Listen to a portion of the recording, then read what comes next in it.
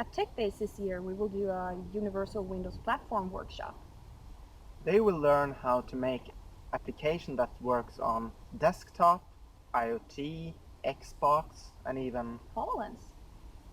All our demos will be written in C#. what? You mean C#? No, I mean C#. You said C#, I said C#. but then you have to see this.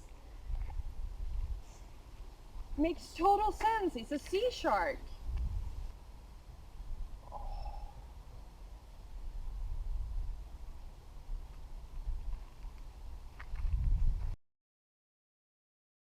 We will do a UWP workshop at Techdays this year.